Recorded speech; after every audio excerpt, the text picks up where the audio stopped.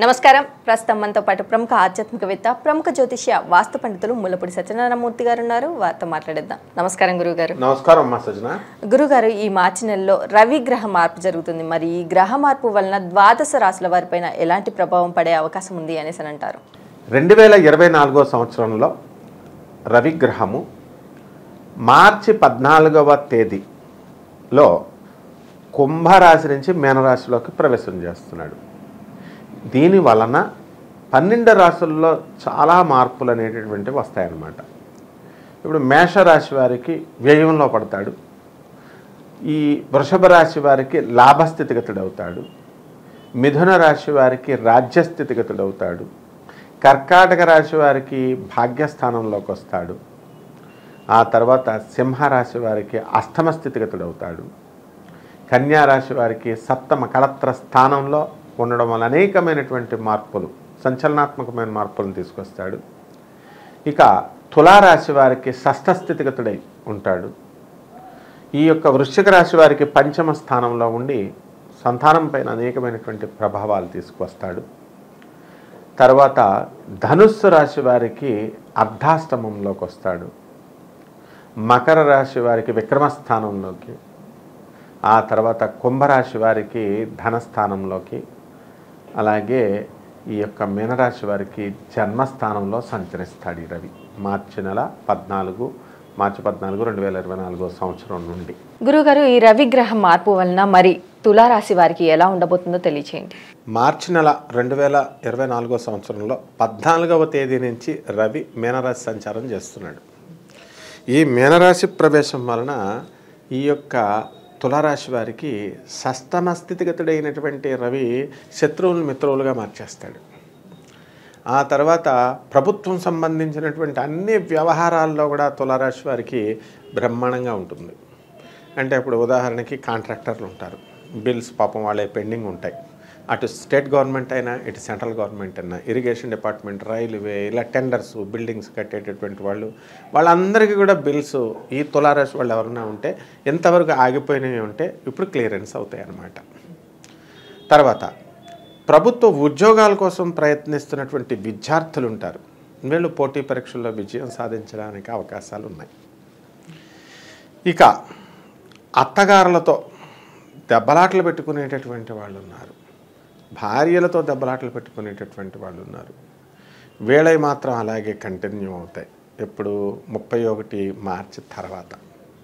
ఈ 14వ తేదీ మార్చి నుంచి 31వ తేదీ మార్చి వరకు మాత్రము భార్య నుంచి సహకారము, అత్తగారుల నుంచి సహకారము, ఇవన్నీ కూడా ఉంటాయి. స్త్రీల నుంచి సహకారం ఉంటాయి. ఆఫ్టర్ 31 మార్చ్ పరిస్థితులన్నీ కూడా మారడానికి అవకాశం ఉంటాయి. ఈ రవి సంచారం ఎప్పటి వరకు? ఏప్రిల్ 14 వరకు జరుగుతాయి, 2024 వరకు మీనరాశిలోకి. కాబట్టి ఎవరైతే భార్యాభర్తల మధ్య ఇంతవరకు గొడవలు జరుగుతున్నాయో, దెబ్బలాటలు, కోర్టుల వరకు వెళ్ళిపోయినటువంటి వాళ్ళంతా కూడా వాళ్ళకి అనుకూలత సిద్ధిస్తుంది, బ్రహ్మాండంగా ఉంటారు. అయితే ఇక్కడ ఒక చిన్న కరెక్షన్ ఏంటంటే, వీళ్ళు బాగా గుర్తుంచుకోవాల్సింది, భార్యాభర్తలు ఇద్దరు ఒకే ఊర్లో ఉన్న వేరే వేరే ఇళ్లల్లో కాపురాలు చేస్తారు, మామూలు సపరేషన్. వేరే వేరే ఉద్యోగాలు చేస్తున్నటువంటి వాళ్ళు వేరే వేరే ఊర్లలో ఉన్నప్పుడు వేరే వేరే ఇళ్లల్లో ఉండడం జరుగుతుంది. ఇక వృత్తి, వ్యాపార, ఉద్యోగ విషయాల దగ్గరికి వచ్చేసరికి వీళ్ళ బ్రహ్మాండమైనటువంటి ప్రమోషన్స్ వస్తాయి, ఎదుగుదల అనేటటువంటిది ఉంది. ప్రభుత్వ ఉద్యోగస్తులకి విశేషించి టీఏలు, డిఏలు, అరియర్స్లు ఇవన్నీ కూడా వచ్చేయడం జరుగుతాయి. ఓల్డ్ పెన్షనర్స్కి కూడా అన్ని సెటిల్మెంట్లు అన్నీ కూడా వచ్చేయడం జరుగుతాయి. కాబట్టి ప్రభుత్వం సంబంధించి అడ్మినిస్ట్రేషన్ వీళ్ళని గుర్తించే అవార్డులు, రివార్డులు కూడా ఇస్తారు. అలాగే ఈ ప్రభుత్వ స్కూళ్ళల్లో, కాలేజీల్లో ట్రై చేస్తున్నటువంటి వాళ్ళు ఉంటారు, తులారాశి విద్యార్థులు, వీళ్ళకి సీట్లు ఇమీడియట్ వచ్చేస్తాయి అన్నమాట. అలాగే ప్రైవేట్ ఉద్యోగస్తుల దగ్గరికి వద్దాం. వీళ్ళ కూడా ఎప్పుడూ కష్టపడతారు కాబట్టి వీళ్ళకి సప్తమ గురుడు మరి ఈ యొక్క రవి షష్ఠ స్థితిగతుడై ఉండడం వలన వీళ్ళు సంస్థలు ఎక్కడికి వెళ్ళినా సరే వీళ్ళకి వెల్కమ్ అనే విధంగా ఉంటుంది. అంటే అంత పవర్ఫుల్గా ఉన్నాడు రవి. ఆ తర్వాత వీళ్ళకి తులారాశి వాళ్ళకి ఏంటంటే ఫ్రెండ్స్కి విపరీతమైనటువంటి ప్రాణం పెడతారు వీళ్ళు, ఫ్రెండ్షిప్స్కి. ఆ ఫ్రెండ్షిప్స్ వల్ల మనకి డబ్బులు లాస్ అయినా పర్లేదు కానీ టైం లాస్ కాకుండా వీళ్ళు కొంచెం జాగ్రత్త పడాల్సినటువంటి అవసరం ఉంది. అంటే కెరీర్ పరంగా వీళ్ళు దేని మీద కాన్సన్ట్రేట్ చేస్తారో, అంటే ప్రభుత్వ ఉద్యోగాలు రాసేటటువంటి వాళ్ళు ప్రభుత్వ ఉద్యోగాలు వచ్చేస్తాయి. ప్రైవేట్ ఉద్యోగస్తుల్లో వాళ్ళు మంచిగా ఎదుగుదల కోరుకునేటటువంటి వాళ్ళు ఏ ప్రయత్నం చేసినా వాళ్ళకి ఆయా రంగాల్లో వాళ్ళకి కలిసి వస్తుందన్నమాట. So this the most favourable time. ఇకపోతే ఈ యొక్క కేతువు మనకి 12ంట ఉండే ఆ రవి మనకి ఈ కేతువుని చూస్తున్నాడు కాబట్టి కాస్త వీళ్ళకి చాదస్తం అనేటటువంటిది ఉంటుంది. అయితే ఈ యొక్క రాహు రవితో కలవడం వల్ల వీళ్ళకి సైంటిఫిక్గా లాజికల్గా ఆలోచించే విధానం ఉన్నటువంటి వ్యక్తులు దొరకడం వల్ల వీళ్ళ ఆలోచన విధానంలో మార్పు సంభవిస్తుంది. అలాగే వీళ్ళ తండ్రి గారి నుంచి వీళ్ళకి ప్రాబ్లమ్స్ అయితే రావు, కానీ రవి రాహుతో కలవడం వలన తండ్రి గారి ఆరోగ్యం పైన కానీ లేదా తండ్రి గారి యొక్క నిర్ణయాలు అనాలోచితమైనటువంటి నిర్ణయాల వల్ల వీళ్ళకి ఏదో ఒక విధమైనటువంటి ఇబ్బంది కలుగుతుంది. ఉదాహరణకి పెళ్లి కాని పిల్లలు ఉన్నారనుకుందాం, వాళ్ళకి ఈ సంబంధం అయితే బాగుంటుంది అని చెప్పేసి వీళ్ళు రెఫర్ చేయడం జరుగుతుంది. అందుకని వాస్తవంగా అది అనుకూలమైనటువంటి సంబంధం కాదు. అయినప్పటికీ కూడా ఈ రాహు అంటే పక్క నుండి అలాంటి నిర్ణయాలు తీస్తాడనమాట. సరైనటువంటి డెసిషన్స్ తండ్రి చేయలేకపోతాడు, అది పిల్లలు కరెక్ట్ చేసుకోవాలన్నమాట. అలాగే ఈ ఆరోగ్యపరంగా వీళ్ళకు కూడా కొంత నీరసంగా ఉండడం, బీపీ డౌన్ అవ్వడం, తర్వాత ఇలాంటి చిన్న చిన్న రోగాలు రావడానికి అవకాశాలు ఉంటాయి. కాబట్టి ఇవన్నీ కూడా డైట్ కంట్రోల్, హెల్త్ కాన్షియస్నెస్ చూసుకొని ఎక్సర్సైజ్లు అవి చేసుకోవడం వల్ల, యోగాలు అవి చేసుకోవడం వల్ల సెట్ అయిపోతూ ఉంటుంది. ఇక సంతానం కోసం ఎదురు చూస్తున్నటువంటి వాళ్ళు ఉంటారు ఎన్నో సంవత్సరాల నుంచి, అటువంటి వాళ్ళకి సంతానం కలగడానికి అవకాశాలు ఉన్నాయి. అలాగే ఈ వివాహాలు కానటువంటి వాళ్ళు ఉన్నారు. వీళ్ళకి 5వ ఇంట్లో ఉన్నటువంటి శుక్రుడు 31వ తేదీ వరకు వివాహాలు అవడానికి అవకాశాలు ఉన్నాయి. ఆ తర్వాత షష్టమ స్థితిగతుడైనటువంటి శుక్రుడు వివాహాలు కుదరనివ్వడనమాట. మరి అలాగే ఈ రాశి స్త్రీలకి ఎలా ఉండబోతుంది అంటారు? ఈ రాశి స్త్రీలకి చాలా మనశ్శాంతిగా ఉంటుంది. అంటే చిన్న చిన్న విషయాలకి పాపం స్త్రీలు కాబట్టి మానసిక దారుఢ్యాన్ని పెంచుకోవాల్సినటువంటి అవసరం ఉంటుంది. కాబట్టి ఈ యొక్క రవికి ఎప్పుడైతే రాహు కలిసి టెన్షన్స్ అనేటటువంటి అన్నెసరీ టెన్షన్స్ అనేటటువంటివి రావడం జరుగుతుంది, వృత్తిలో కానీ ఇంట్లో కానీ ఏ పనిలో అయినా సరే. అలాగే ఈ యొక్క కేతు ప్రక్కన ఉన్నాడు కాబట్టి దీన్ని అధిగమించడానికి దైవ సంబంధమైనటువంటి ఆరాధన లేకపోతే యోగా, మెడిటేషన్ లాంటివి సహకరిస్తాయి. ఇక కుటుంబ సభ్యులు మమ్మల్ని గుర్తించట్లేదండి అని అనుకునేటటువంటి వాళ్ళందరూ కూడా వీళ్ళని సలహాలు అడిగే కుటుంబ సభ్యులు ముందుకు వెళతారు.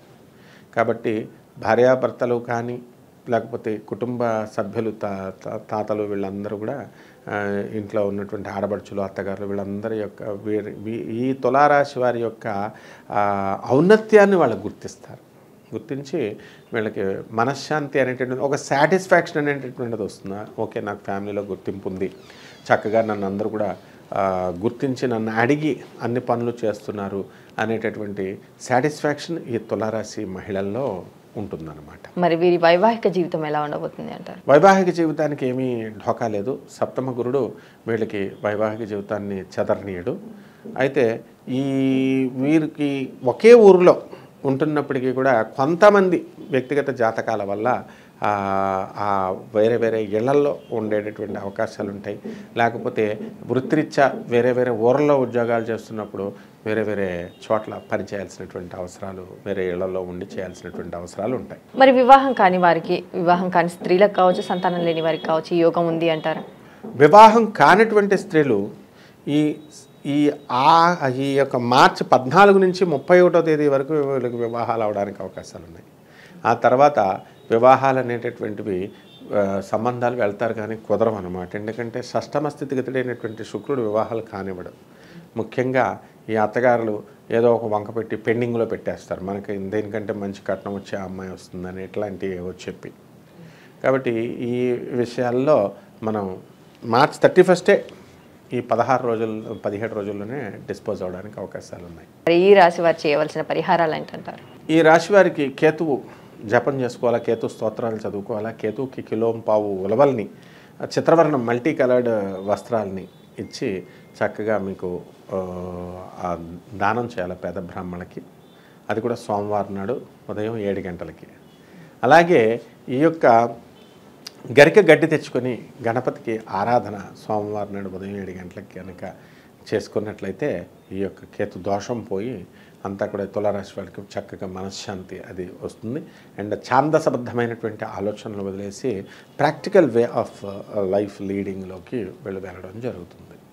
అలాగే గురుగారు, తులారాశి వారికి రవి గ్రహ మార్పు వలన ఎలాంటి ఫలితాలు కలుగుతాయి, అలాగే వీరు పాటించాల్సిన పరిహారాలు ఏంటనేసి చాలా చక్కగా వివరించారు. ధన్యవాదాలు. ధన్యవాదాలమ్మా.